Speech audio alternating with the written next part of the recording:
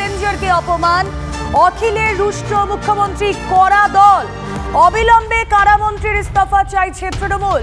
অখিল গিরিকে phone করেছেন তৃণমূলের রাজ্য সভাপতি সুব্রত বক্সী।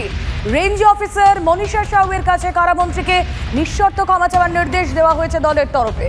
ক্ষমা চান, পদত্যাগ করুন, অখিলকে নির্দেশ তৃণমূলের।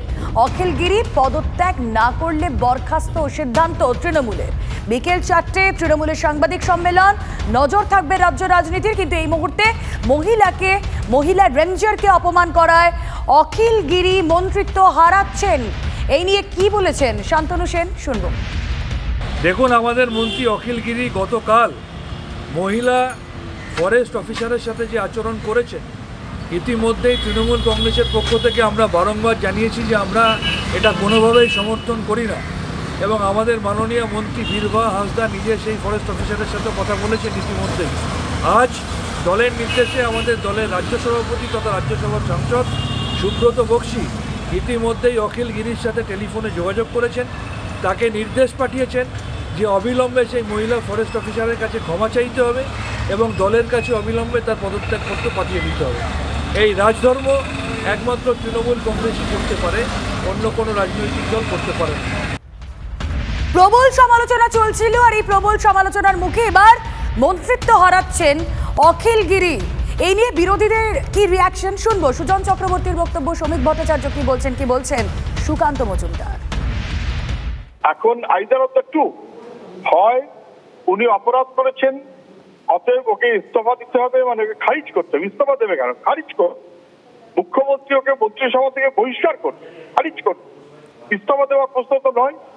ইস্তফা দেওয়া মানে তো অখিল গিরির ওপর ছেড়ে দেওয়া যে ভাই আপনি একটু বুঝে সুঝে আপাতত ইস্তফা দিন, খারিজ করতে হবে।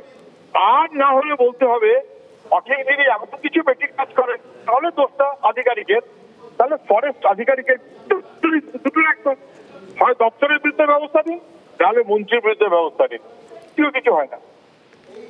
সর্বস্তরে তৃণমূল কংগ্রেসের বিদ্রোহ শুরু হয়ে গেছে। দখলদারি মুক্ত করেছেন মুখ্যমন্ত্রী। তিনি বলেছিলেন দখলদারি মুক্ত করবেন, যদিও 3 দিন অভিযান চালানোর পরে 1 মাসের জন্য স্থগিত করে রাখা হয়েছে। যারা একবার মানুষ যদি সেই বাঘ রক্তের স্বাদ পেয়ে যায়, তাহলে তার যে অবস্থা, তৃণমূল কংগ্রেসেরও তাই অবস্থা হয়েছে। যে এজেন্ডা তারা সামনে রেখেছে, জো জিতা ও সিকান্দারের ফর্মুলা নিয়ে তারা যখন সরকার চালিয়েছে, তখন তাদের পরিণতি এটা হবেই। আবার মানুষ যখন তৃতীয়বারের জন্য এই সরকারকে নির্বাচিত করেছে, এইটাই ভোগটা মানুষকেই করতে হবে। দেখুন, ক্ষমা চেয়েছেন হয়তো মন্ত্রিত্ব পদ বাঁচানোর জন্য, হয়তো চেষ্টা করছে যে কোনোভাবে ক্ষমা চেয়ে নিই। কিন্তু এইভাবে যখন প্রকাশ্যে গালি দিলেন, তো ক্ষমাটাও তো প্রকাশ্যে চাওয়া উচিত না? মিডিয়া ডেকে লোকজন জড়ো করে ওই মহিলা অফিসারের কাছ থেকে ক্ষমা চাওয়া উচিত। একজন মহিলা অফিসারকে উনি মারবেন, পেটাবেন, এখান থেকে যেতে পারবেন না, মানে আর কি বাকি থাকলো? একজন পুরুষ হয়ে যদি একজন মহিলাকে এই ধরনের কথা বলেন, এ তো শ্লীলতাহানির পর্যায়ে পড়ে। অ্যাকচুয়ালি তো মন্ত্রীর বিরুদ্ধে এফআইআর হওয়া উচিত। আমি সেই অফিসারকে বলবো, মহিলা অফিসারকে বলবো যে আপনি সাহস করে গিয়ে থানায় এফআইআর করুন মন্ত্রীর বিরুদ্ধে। আমরা নৈতিক সমর্থন আপনাকে দেবো, প্রয়োজনে লিগ্যাল সাপোর্টও দেবো। একজন মহিলা রেঞ্জারকে অপমান, কটূক্তি এবং সেই কারণে অখিল গিরি এবার মন্ত্রিত্ব হারাচ্ছে। এই মুহূর্তে আমাদের সঙ্গে রয়েছেন ফরেস্ট রেঞ্জার অ্যাসোসিয়েশনের আধিকারিক তরুণ মিশ্র। তরুণবাবু, স্বাগত জানাবো আপনাকে TV9 বাংলা স্টুডিও থেকে। আমি রুমেলা কথা বলছি। এটা সত্যি একটা স্টেপ নেওয়া হলো, একজন বনকর্মীকে, ফরেস্ট রেঞ্জারকে, একজন মহিলাকে অপমান করা শাস্তি পেতে চলেছেন কারামন্ত্রী অখিল গিরি, মন্ত্রিত্ব হারাচ্ছে। দেখুন ম্যাডাম, এই বিষয়ে আমাদের বিশেষ কিছু বলার নেই। আমরা গতকালই এই ঘটনাটার একটা প্রতিবাদ স্বরূপ আমরা মাননীয় মুখ্যমন্ত্রীকে আমাদের গ্রিভান্সটা আমরা জানিয়েছিলাম। সেই সঙ্গে আমরা আমাদের মাননীয় ফরেস্ট মিনিস্টার, যিনি এখন বর্তমানে চার্জে আছেন, ওনাকে জানিয়েছিলাম লিখিতভাবে, এবং আমাদের PCCF হক সাহেব, তাকে জানানো হয়েছিল। অ্যাডিশনাল চিফ সেক্রেটারিকেও আমরা জানিয়েছি ঘটনাটা যেটা ঘটেছে। এখন বিষয় আমরা মুখ্যমন্ত্রীর উপরে, আমাদের মাননীয় মুখ্যমন্ত্রীর উপরে আমাদের আশা ভরসা আগের থেকেই ছিল যে উনি এটার একটা সুরাহা করবেন। তো যেটা আমরা শুনলাম, তাতে করে আমরা খুব খুশি যে আমরা আবার আমাদের মাননীয় মুখ্যমন্ত্রীর মানবদরদী এবং সরকারি কর্মচারীদের উপরে যে ধরনের যেই আঘাত করুক না কেন, এবং সেটা যে উনি প্রতিহত করবেন, এবং এটা আমাদের পশ্চিমবঙ্গ রাজ্যে যে একটা কাজের যে একটা সুষ্ঠু বাতাবরণ যে উনি তৈরি করবেন, সেটা আমাদের আশা আকাঙ্ক্ষা ছিল, সেটা উনি পূরণ করেছেন, সেই জন্য আমরা খুশি। অনেক ধন্যবাদ আপনাকে তরুণ বাবু। আমরা কথা বলছিলাম ফরেস্ট রেঞ্জার অ্যাসোসিয়েশনের আধিকারিক তরুণ মিশ্র ছিলেন আমাদের সঙ্গে।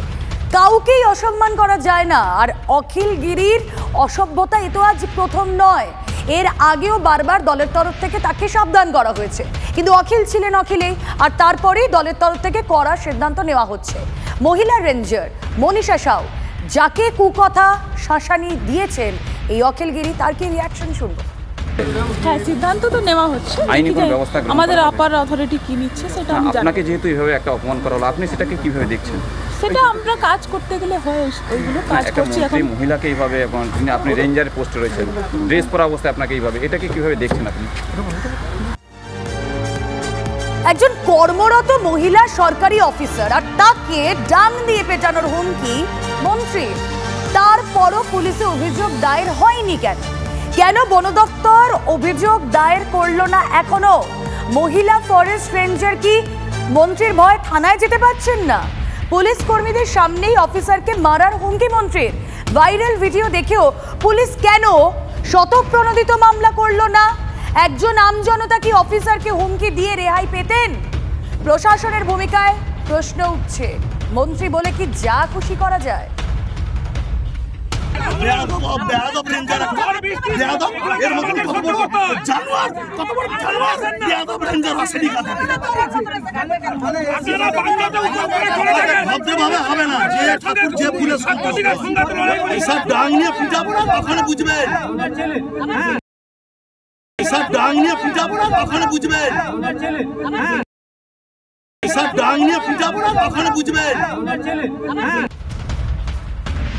ডাং দিয়ে পেটাবো তখন বুঝবে। এবার বোধহয় বুঝতে পারছেন মন্ত্রী স্বয়ং। রাজ্যের কারা দপ্তর সামলাতেন অখিল গিরি, আর তার একের পর এক বাণী, কোট আনকোট বাণী, সত্যিই তো বারবার ভাইরাল হয়েছে। প্রশ্ন আমরা তুলছিলাম যে কেন তার বিরুদ্ধে ব্যবস্থা নেওয়া হচ্ছে না? মন্ত্রী বলেই কি সাতক্ষণ মাফ? এই বিষয়ে রিয়াকশন দিয়েছেন রাজ্যের অপর মন্ত্রী ফিরহাদ হাকিম, কিন্তু তার আগে শুনবো কি বলছেন বিজেপি নেতা শঙ্কর ঘোষ। মুখ্যমন্ত্রীর ক্ষমতা নেই, এই কারণে মুখ্যমন্ত্রীর সস্নেহে প্রশ্রয়ে এরা বড় হয়ে উঠছে। এইসব দেখে যাতে মানুষ তৃণমূলের বিরুদ্ধে মুখ খোলার সাহস না পায়, যারা অনৈতিকভাবে যারা জমি দখল করে আছে ইত্যাদি করে আছে, তারা যাতে আরও বলিয়ান হয়, ভোটের সময় যাতে ভোট লুট করে। ধৈর্য হারালে চলবে না, ধৈর্যের সাথে যে কোনো সমস্যার সমাধান করতে পারে। হতে পারে আমার কনস্টিটিউয়েন্সিতেই কোনো অসুবিধা, আমার কোনো সহযোগী আমাকে সকাল থেকে মাথার কানের কাছে বক বক করতে হতে মাথাটা গরম করিয়ে দিল, কিন্তু তার মধ্যেও নেতৃত্ব দিতে গেলে ধৈর্য রাখতে হবে। এটা মুখ্যমন্ত্রী আমাদের শিখিয়েছেন, সেই কাজটাই করতে হবে। নেতৃত্ব দিতে গেলে ধৈর্য রাখতে হবে, সেই ধৈর্য বোধহয় হারিয়ে ফেলেছেন অখিল গিরি। শুধুমাত্র দল কিংবা প্রশাসনে নয়, এবার এই দল প্রশাসনের চাপের মধ্যে নিজের পরিবারেও অস্বস্তি বাড়ছে অখিল গিরি। বাবার মন্তব্যকে সমর্থন করলেন না ছেলে সুপ্রকাশ গিরিও। বাবা হলেও মন্তব্য নিয়ে কোনো সাফাই দিলেন না সুপ্রকাশ। টিভি9 বাংলা এক্সক্লুসিভ।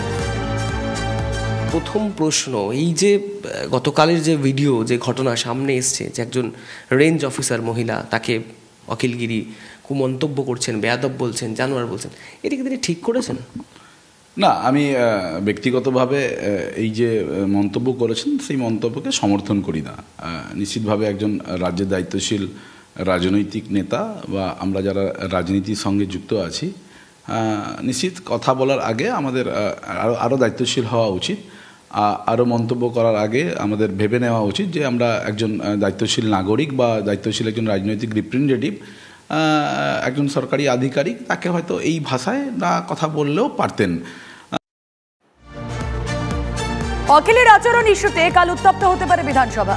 বন দপ্তরের মহিলা আধিকারিকের সঙ্গে অভব্য আচরণ কারামন্ত্রী, আঙুল উঁচিয়ে হুমকি অপমান। বনমন্ত্রী বীরবাহা হাসদা বিধানসভায় কি বলেন আমি দেখতে চাই। তারপরে যা বলার বলবো। আগাম হুঁশিয়ারি শিলিগুড়ির বিজেপি বিধায়ক শঙ্কর ঘোষের।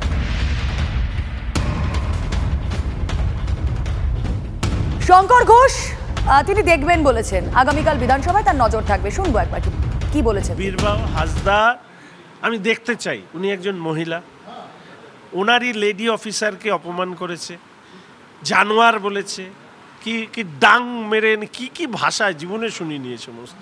দেখি বীরবাহু হাসদা মহাশয়া কি করেন, নাহলে আমি মাননীয় মন্ত্রীকে বিধানসভায় প্রশ্নটা করব। অখিলের হুঁশিয়ারির পর আরো সতর্ক বন দপ্তর। অখিল গিরির কাছে অপমানিত মহিলা অফিসার, পুষছেন বন দপ্তরের ওই রেঞ্জের অফিসাররা। বন দপ্তরের জমি দখল হয়ে যাওয়ার আশঙ্কা, রাতভর টহলে দায়িত্বপ্রাপ্ত বন দপ্তরের অফিসার কর্মীরা। কারণে কালকে আমাদের কারামন্ত্রী এখানে এসেছিলেন। আমাদের যেহেতু সমুদ্র ভেঙে যাচ্ছে, ঝুপড়ি দিচ্ছে, এখানে জনসাধারণ দোকানপাট বসাচ্ছে, আমাদের জায়গা এটা, তো সেই জন্য আমরা ফিনিশিং দেওয়ার জন্য এসেছিলাম। ফিনিশিং দিতে দেয়নি আমাদেরকে মন্ত্রী সাহেব। মানে রাতে কি অন্ধকারে দখল হয়ে যায় ভাবছেন? হ্যাঁ, রাতের অন্ধকারে দখল হচ্ছে, তো তাকে অন্ধকারে আমাদের জায়গাগুলো দখল করে নিচ্ছে বলে আমাদের জেলার ডিএফও সাহেব সেই পদক্ষেপ নিয়েছিলেন, তো সেই জন্য আমরা